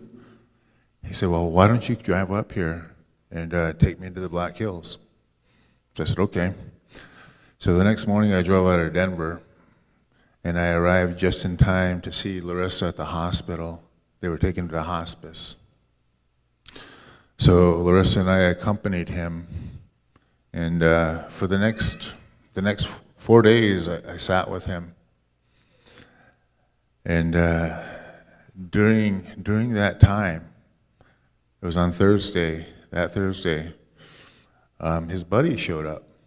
There was Smiley Sierra, Dr. Lowell Amiot, Dr. Jim Green, his buddy Dave O'Brien, myself, and another rodeo buddy of his, Sam Clifford. But I got to be a fly on the wall and sit there and listen to basically the timeline of Indian education in South Dakota from the 70s, and hearing their stories, the details, the behind the scenes stories of what it took to further our education in the Indian world was just amazing. And I was telling Anita this morning and her siblings, we should have recorded that. We should have recorded that, because the information that was shared was inspirational and amazing. And as we were sitting there and the laughs were going, and Phil was holding court. One of the guys, I won't say his name, but a rodeo buddy goes, all we're missing is a Pendleton whiskey and we'd have it all right now. Phil thought that was really hilarious, right? But we didn't get to take him into the Black Hills. He wanted to, and on that Thursday when everybody was in the room with him, we thought that, we even asked the doctors, and the doctor said, if he's strong enough tomorrow, we will provide you a vehicle. And me and his son Nathan, we were going to take him into the Black Hills and go to these sacred spots that he wanted to. But the following day, Cheryl showed up and couldn't go. But Phil, being Phil, the big brother that he always is, always looking out for people, he looked at me and he said, Gus, by this time our cousin, our sister Kathy Baird, she showed up with our Aunt Bev. I didn't know that Kathy had never been into the Black Hills, but he looked at me and said, Gus, and he pointed at Kathy and Aunt Bev, and he said, take those two into the Black Hills. And I said, same place you wanted to go? And he shook his head. So, because of Phil, Kathy was able to go to Baird Butte in another spot that's important to us. Anyhow, I felt that I had to get up and say something because of everything that Phil had done for me in my life and how grateful I am, and how his teachings, how his impact will continue on with me until I go on.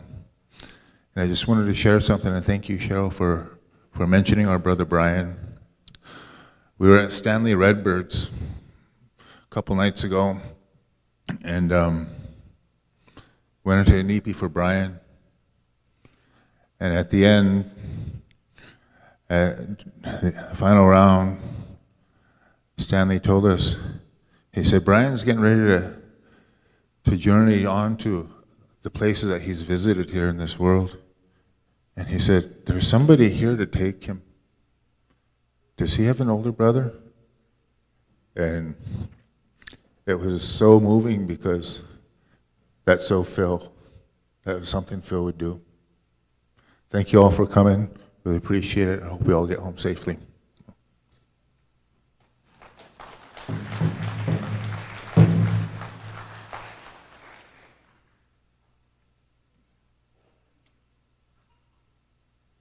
Anyone else?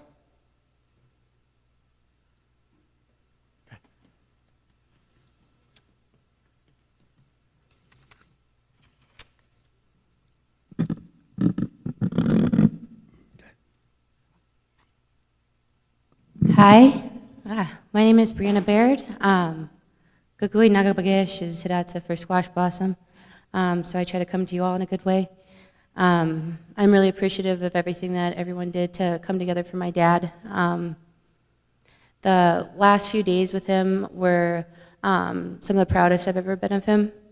I saw so much strength and poise, and even with the cloud that comes with facing your mortality. I had so many good conversations with him over the past couple of years about how he wanted the circle of life to continue on and what it means to invest ourselves into the next generation. And that was a huge part of what his higher education and trying to get us Indians a leg up in the world where sometimes, you know, we can be oppressed and put down upon. And even as a woman and as a mother, you know, he instilled in what Ina means. I was so blessed to have had some adult years with him with my oldest son, Gavin, and they were monumental in what he was able to pass on to me at that time. Like I said, I could go on with so many stories over 35 years of what it meant to my dad to be a father for me and his baby, Larissa, there. And I know all these brothers and sisters of his and family and even my mom have come into his thoughts and prayers along the last couple of years as well too, where I was also blessed to strengthen in spirituality and even in religion and faith with my dad. I was able to hold his hand through services back in Bismark with the community that I've grown my faith in. The last time he was up there, I was so overfilled with joy. The abundance that you can feel in your heart of being before your parents and they see you get baptized was, you know, part of his last buck, you know, and some of the last kicks he had in his life to do for me, especially. Like I said, I couldn't put a value on the last couple of years that I've had with my dad. It was years not promised. We lived our lives in accordance that, you know, tomorrow's not promised to us, but what we do and put in our kids are our legacy. They are what we leave behind in the world. So to learn how to carry myself in a way that my dad did, it feels like big shoes to fill. But, you know, like I said, it's that circle of life, and it's something to rejoice about. And, you know, I really would like my kids to have what I had out of my parents, and especially my dad, here gone a little too soon, but a life full and well lived. You know, school's always in session.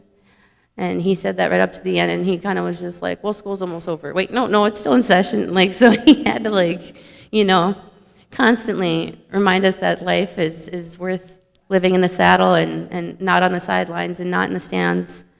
So when we say let her buck, I mean, that's something I think that is always going to pull me into action and make sure that I'm proactive in moving forward with life like he wants us all to do, which is what I know we can all do. And I just wanted to also extend to what he instilled in me is a good relative, what being a good relative means. I think with how my dad meets Creator, he's going to know that the soul my dad has is how he lived his life and how he treated other people. You know, my dad was one of the most generous men I've ever met in my life. And he treated people well. He put aside some of the adversities that some of us face, and still just gave such a big heart and extended himself within his means and even beyond sometimes his means to be there for people who needed to feel cared and loved for. You know, students far and wide across this country now understand what I was blessed to have been raised with in that concept of what being a good relative is, and just remember how we treat each other and to treat each other kindly, compassionately. We never know what the next person is walking through sometimes, and that's something I'm going to carry with me into my graduate program of becoming a clinical mental health professional. So I'm just so overwhelmed with, like I said, the abundance of joy of everyone coming together and pulling all these loose ends for me and my mom and sister especially, and all the brothers and sisters. And I am going to keep on praying hard on things for brothers who are reunited right now, and him and Brian. I have felt so much come from this opening in the spirit world. Like I said, it really humbles me out to say thank you to everybody, you know. Plame, Mazagrats, gracias, thank you. Okay, have a great day, guys.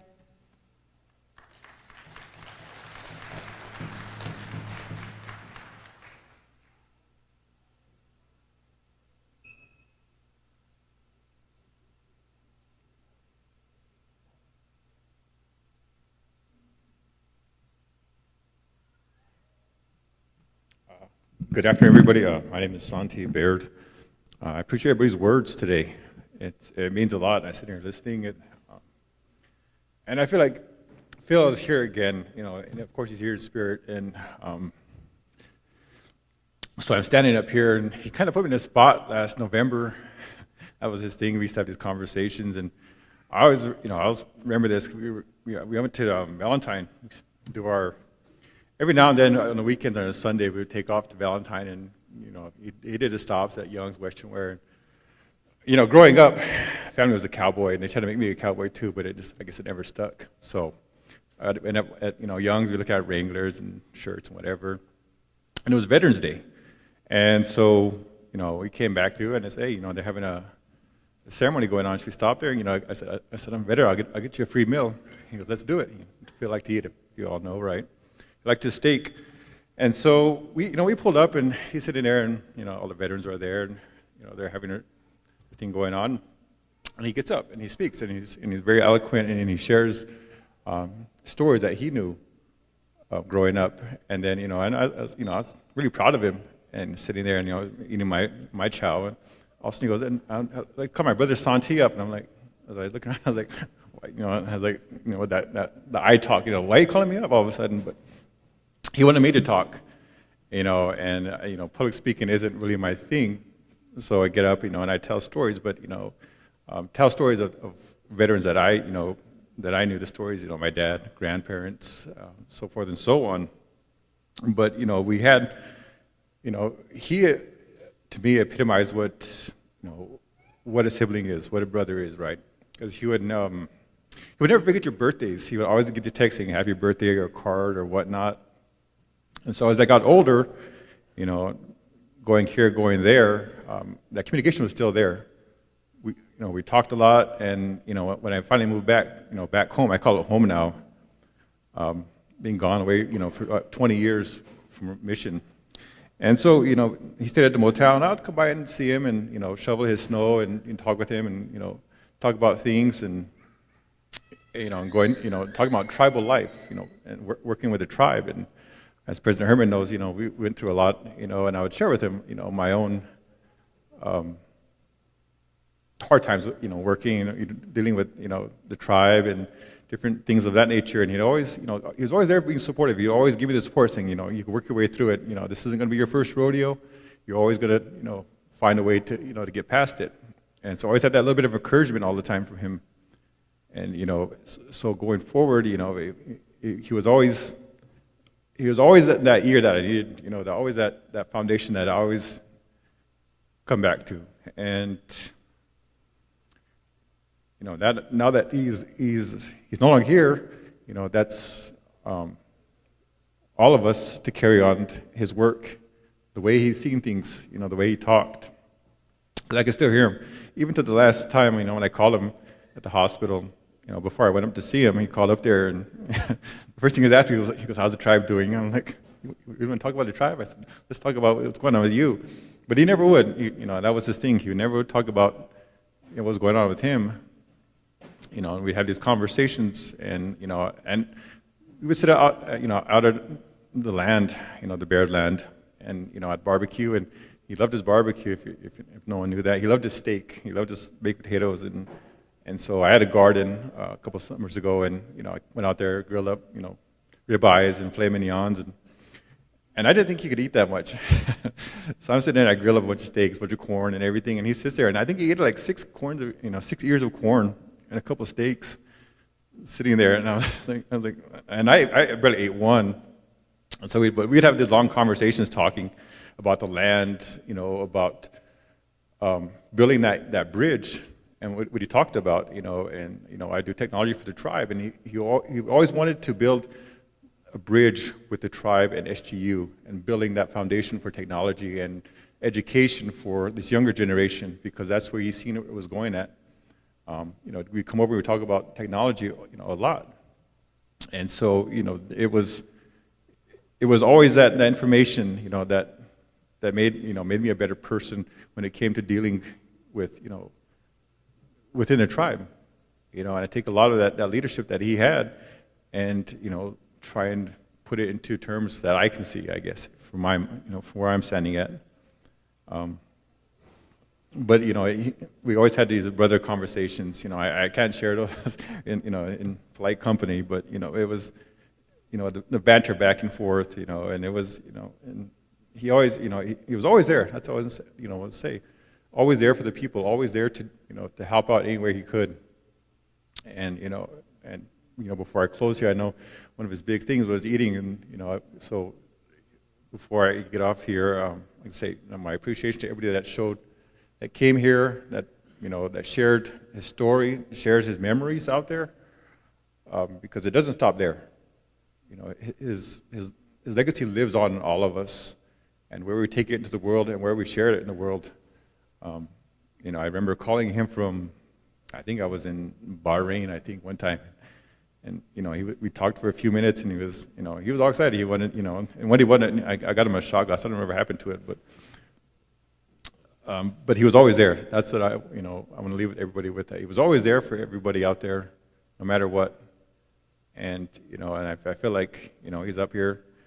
I don't like getting up in front of audiences talking, but here again, he's going to say, get up and talk and say something. That was his thing.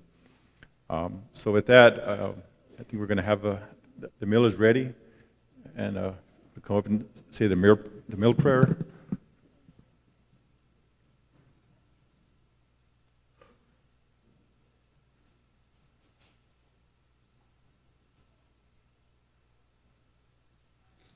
This time we'll say the meal prayer. Ready to eat. All right, Tokashila Akantaka. Votekile Pejito Karatike. Ate Chosli Majila Ya Piktilo Dagni Shichik Nishitaku Ashtelo. Oh, Mitakiase.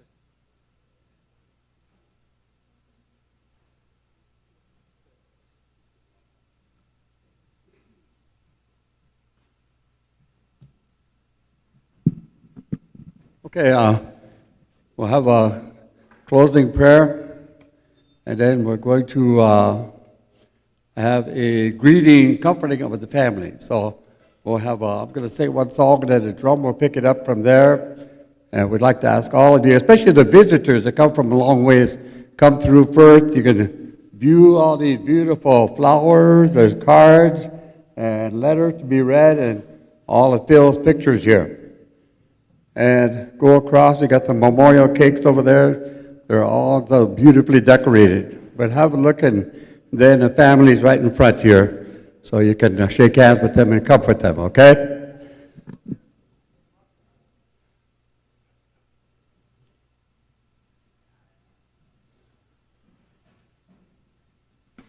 Keith, Wuchike was he?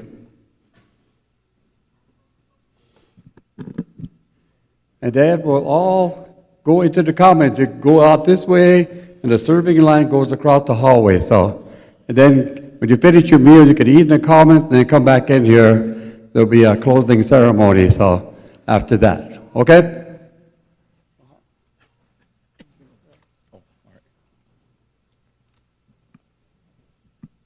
Yeah, trokea yuha chantewashte yuha na pichis papalo. We know Phil a long time with my family. Phil took part with my brothers, Verdal, Vince, Tony, Warren. He's always asking how my mom was, my dad was. Phil, we announced that Lakota Invitational Tournament with Tom Allen, and we really worked together. I know he had a lot of people will say many shoes to fill, but he has a lot of boots to fill, a lot of hats to fill. All of his good work that he has done on this Turtle Island, looking out for every one of you, and the children and the grandchildren.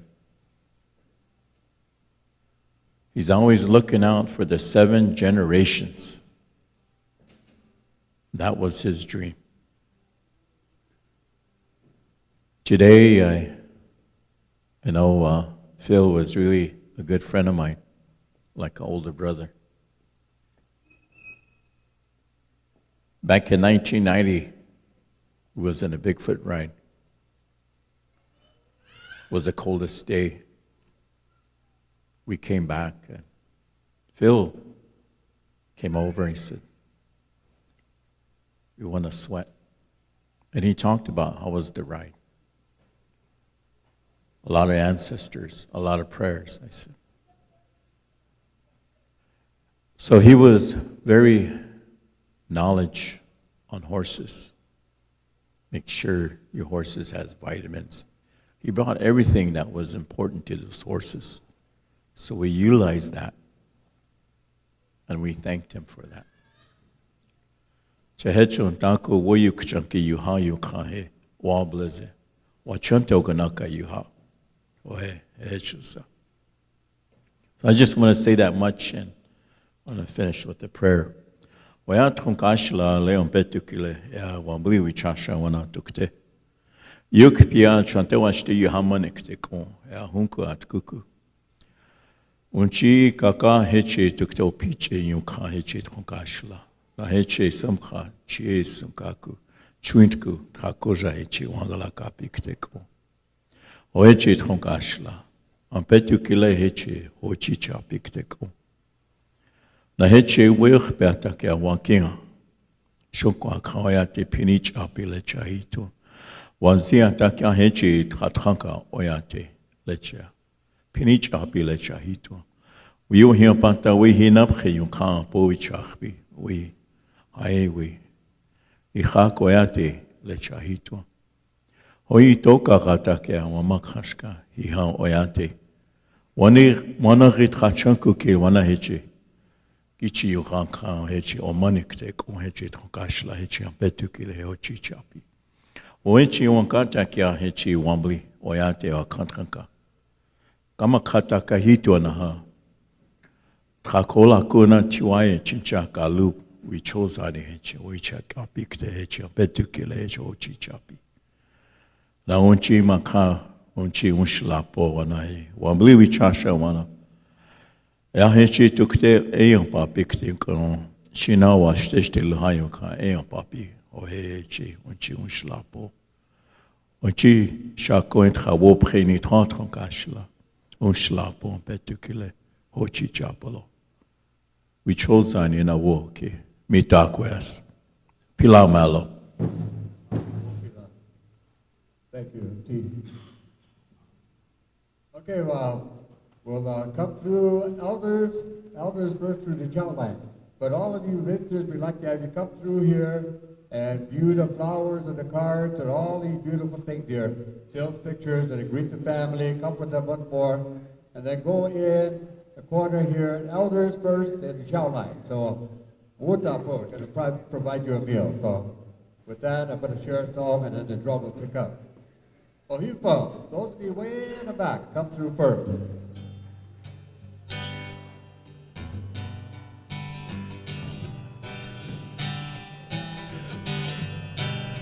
All the families in the front row. Who was once a bronze-looking son of a gun? Now who keeps the time? Get out behind, shoot number one. Who was riding high in the ground? And get nowhere to find me. I'm back to the road you climb. In the right down the road, I was broken in on number one. Now between that night I ride on that suicide I never won. When she left me in the whiskey, take me to the rodeo ground, where the cowboys think I'm handy. I'm back to the rodeo ground. I could ride around the moving truck who was born, but the ride that woman took me on broke a whole lot more than this old cowboy born. But the tears on my makeup left my baby smiling to the ground, where the crowd thinks I'm handy. I'm back to rodeo clown, where the crowd thinks that I'm handy. I'm back to the rodeo clown.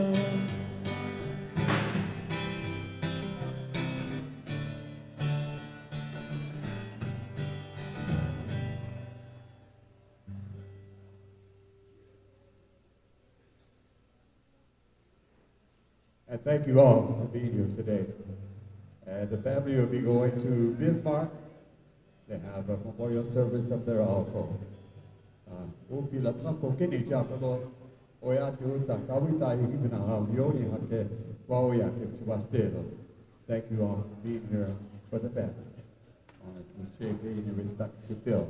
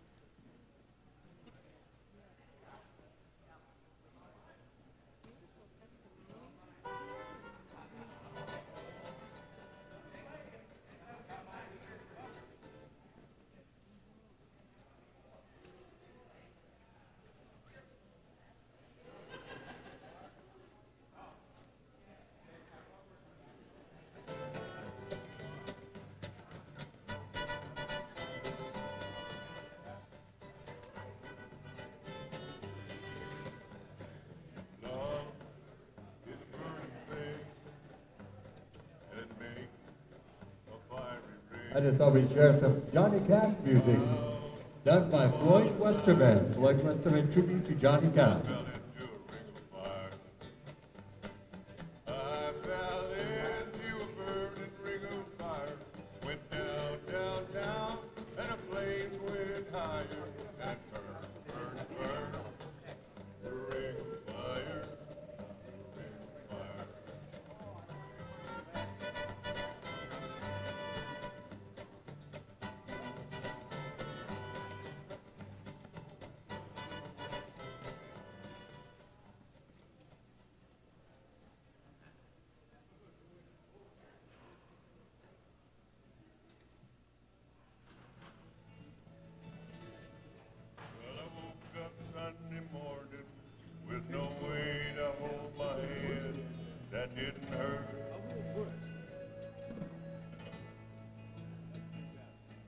And the beer I had for breakfast wasn't bad, so I had one more for dessert.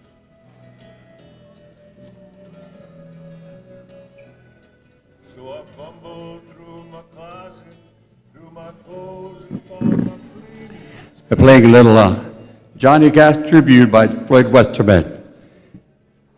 And when you get done eating, please come back in here. The family's going to have a giveaway before we have a closing prayer and escort Phil from the multi-purpose building. So after you get done eating, please come back in here. Oha, washte.